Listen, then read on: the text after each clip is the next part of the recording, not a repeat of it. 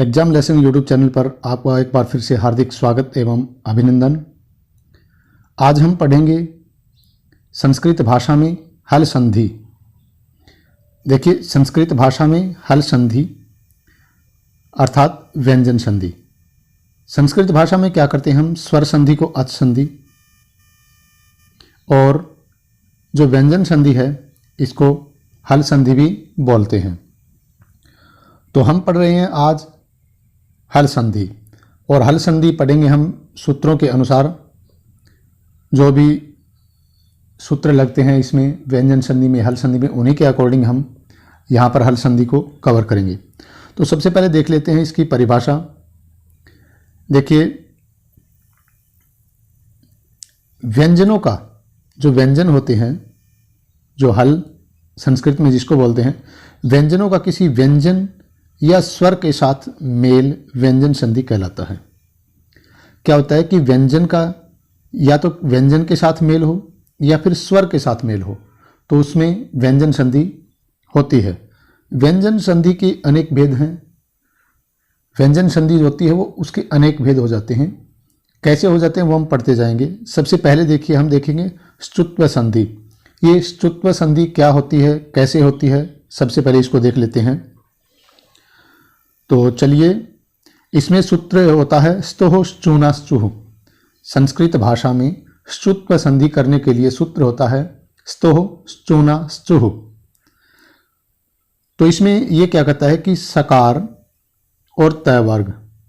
क्या होता है कि सकार और तय वर्ग। सकार से तात्पर्य दंत्य स से है यहाँ पर, और तय वर्ग से तात्पर्य क्या होता है, तय वर्ग में जो वर्ण आते हैं त, थ, द, ध और न। तो सकार से तात्पर्य दंत्य स और तय वर्ग से तात्पर्य यहाँ पर त, थ, द, ध, न आदि वर्णों से है। तो यहाँ पे क्या बताया गया है, स्तोः श्चूना सूत्र के अनुसार कि सकार और तय वर्ग के स्थान पर शकार अर्थात तालव्य श, क्या होता है तालव्य श, और च वर्ग।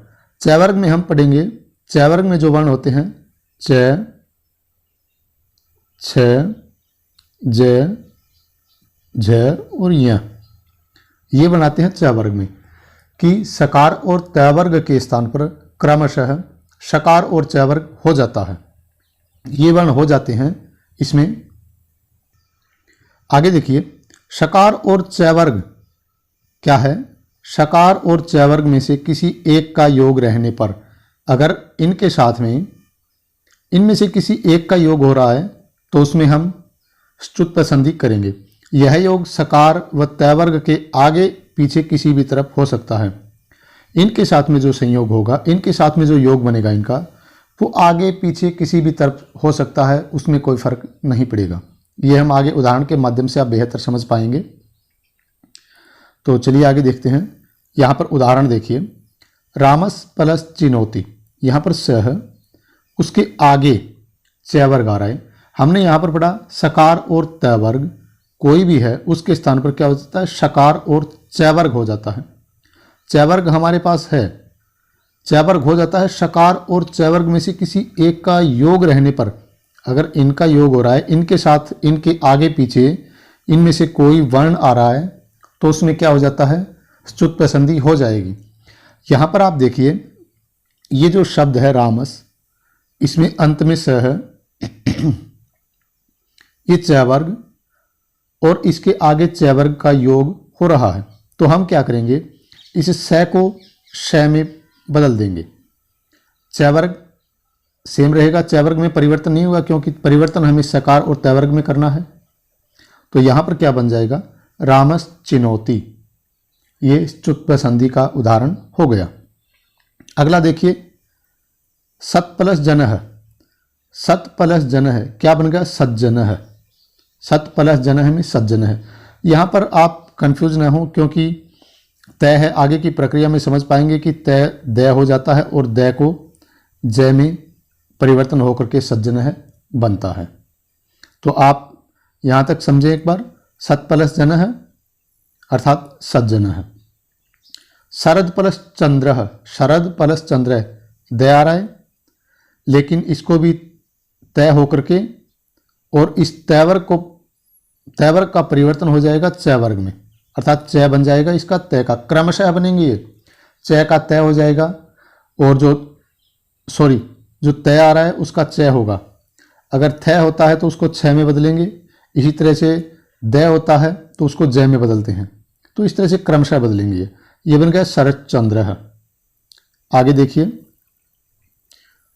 यज प्लस न, यज प्लस न क्या बन गया, यज्ञ है। इसको यज्ञ भी बोलते हैं और यज्ञ भी बोलते हैं, दोनों ही शब्द बोलते हैं, यज्ञ है और यज्ञ है।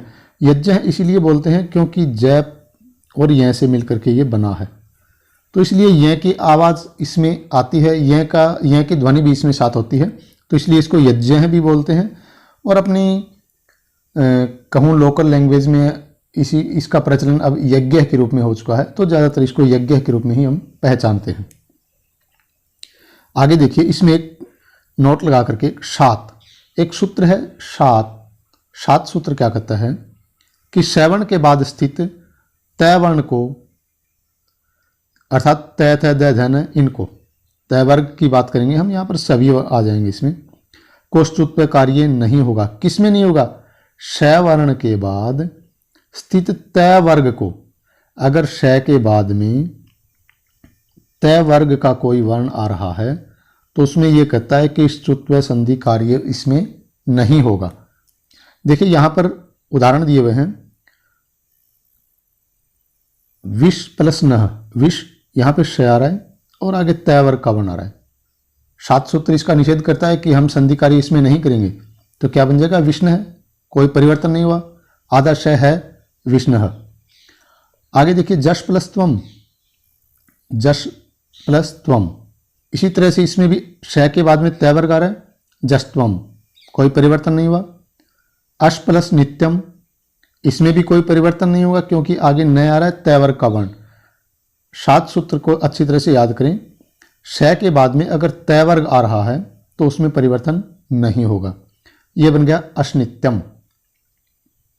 तो आगे देखिए, आगे का जो सूत्र है, यहां तक ये ष्टुत्व संधि थी, उसके बाद पढ़ेंगे हम ष्टुत्व संधि। ये ष्टुत्व संधि क्या होती है इसको हम देखते हैं अभी। देखिए, सबसे पहले ष्टुत्व संधि जो है उसमें परिवर्तन किस में होगा, इसके सूत्र कौन कौन से हैं। मुख्य रूप से ष्टुत्व संधि सूत्र याद करेंगे हम, ष्टुनाष्टुः। ष्टुनाष्टुः सूत्र क्या कहता है कि सकार और तय वर्ग, अर्थात वही बात, दंत्य स और तय वर्ग का कोई भी वर्ण, वहां पर भी सकार और तय वर्ग था पीछे, के स्थान पर क्रमशः शकार, ये अच्छी तरह से देख लीजिए, के स्थान पर क्रमशः शकार और तय वर्ग हो जाता है।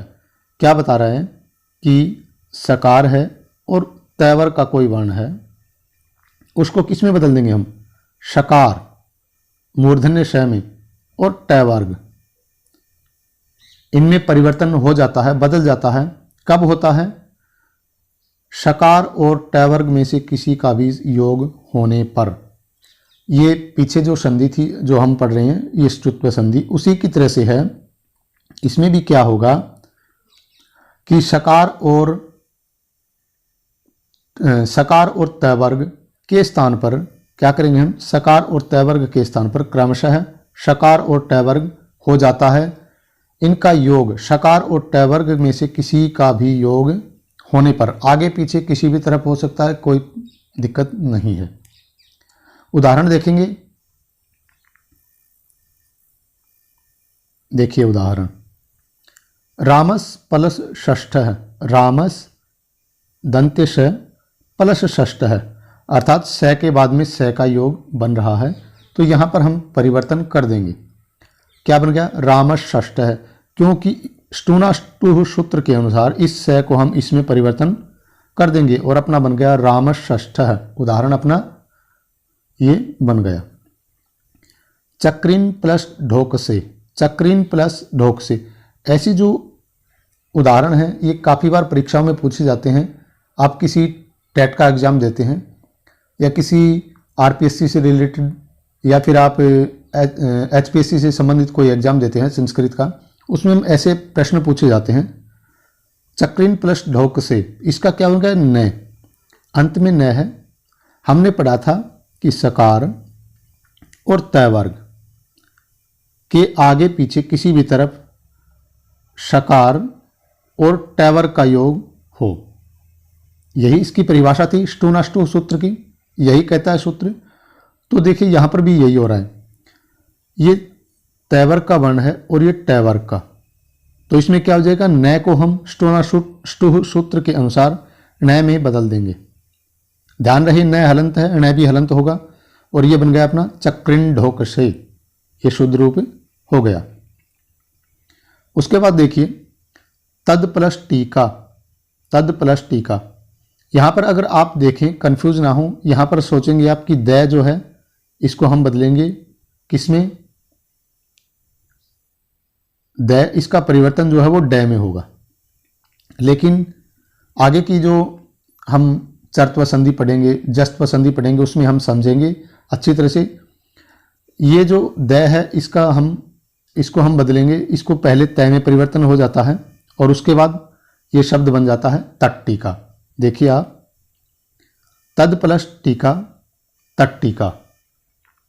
उसके बाद आगे का उदाहरण है शश प्लस थ, श है और आगे थ, क्या हो जाएगा? षष्ठ है, क्योंकि स के बाद में तय वर्ग का संयोग हो रहा है और इस थ को हम क्या करेंगे? ठ में परिवर्तन कर देंगे, क्रमशः करेंगे, क्योंकि तय वर्ग में तैथ है, तय वर्ग में टैठ है, इस तरह से क्रमशः परिवर्तन होगा। ये बन गया अपना षष्ठ है। आगे देखिए एक नोट लगा करके क्या बताया है। नोट, पदांत में तय वर्ग के परे उक्त कार्य नहीं होता है। न पदांता टोर नाम एक सूत्र है। आप किसी संस्कृत एग्जाम की तैयारी कर रहे हैं, कोई ऐसा एग्जाम दे रहे हैं जिसमें संस्कृत विषय आता हो, तो उसमें आपको इन सूत्रों के आधार पर सूत्रों का अर्थ, ये सूत्र अच्छी तरह से याद होने चाहिए। तो यहाँ पर देखिए न पदांता टोर नाम सूत्र क्या कहता है कि पदांत में तय वर्ग के परे उक्त कार्य नहीं होता है, कि पदांत के अंत में, पद के अंत में अगर तय आ रहा है तो ये कार्य नहीं करेंगे हम। देखिए कैसे, उदाहरण देखिए, षट संतः, इसमें कोई परिवर्तन नहीं होता है क्योंकि पद के अंत में तय आया हुआ है। षट संतः, षट ते, षट संति, इनमें कोई परिवर्तन नहीं होगा, ये यथावत रहेंगे, क्योंकि न पदांता टोर नाम सूत्र ने कह दिया कि तय वर्ग के परे उक्त कार्य नहीं होगा। आगे देखिए, पदांत तय के आगे नाम नवति नगरी पद रहे तो ष्टुत्व कार्य हो जाएगा। क्या कहता है कि पदांत तय है, कि पद के अंत में तय आ रहा है, उसके बाद में तीन इन्होंने शब्द दे दिए कि नाम, नवति और नगरी, अगर ये पद रहें तो ष्टुत्व कार्य हो जाएगा। अब उदाहरण के माध्यम से देखेंगे हम, तो इसमें क्या होता है, देखिए उदाहरण, शश प्लस षट प्लस नाम। देखिए शश और षट, आगे प्रक्रिया, आगे जब संधियां हम पढ़ते जाएंगे तो हमें अच्छी तरह से समझ में आता जाएगा, क्योंकि एक दूसरे से जुड़ी हुई है। ये बन गया षणाम। कैसे? षट शब्द है, उसके बाद तय वर्ग है अंत में, तय वर्ण, और उसके बाद नाम शब्द है, ये नाम शब्द है, बन गया षणाम। परिवर्तन हो जाएगा इसमें। षट प्लस नवति ही, नवति शब्द है, इसमें भी परिवर्तन हो जाएगा, षणवति ही। षट प्लस नगरीय है, षणगरीय है, इनमें भी परिवर्तन हो जाएगा। तो आप देखिए यहाँ पर न पदांता जो टोरनाम सूत्र है वो क्या कहता है कि टैवर के परे उक्त कार्य नहीं होगा, कि टैवर के बाद में अगर ये शब्द आ रहे हैं तो कार्य, संधि कार्य नहीं होगा। लेकिन अगर पदांत तय के बाद में नाम, नवति और नगरी पद आ रहे हैं तो वहाँ पर ष्टुत्व संधि हो जाएगी। तो आज हमने इस वीडियो में पढ़ी, दो संधियाँ पढ़ी हैं व्यंजन संधि में, ष्टुत्व संधि और ष्टुत्व संधि। आगे जो संधियाँ होंगी सूत्रों के अनुसार हम इनको पढ़ते जाएंगे। आगे जो जस्त्व संधि पढ़ेंगे तो एक सभी संधियाँ पढ़ने के बाद अच्छी तरह से ये समझ में आ जाएगा कि किस तरह से ये शब्द इनमें परिवर्तन हो रहा है। तो आप इन वीडियो को अपनी शंकाओं को दूर करने के लिए अच्छी तरह से एक बार दो बार अच्छी तरह से इनको समझें, देखें। तो आज के लिए इतना ही, मिलते हैं एक अगले वीडियो में, तब तक के लिए आप सभी का धन्यवाद।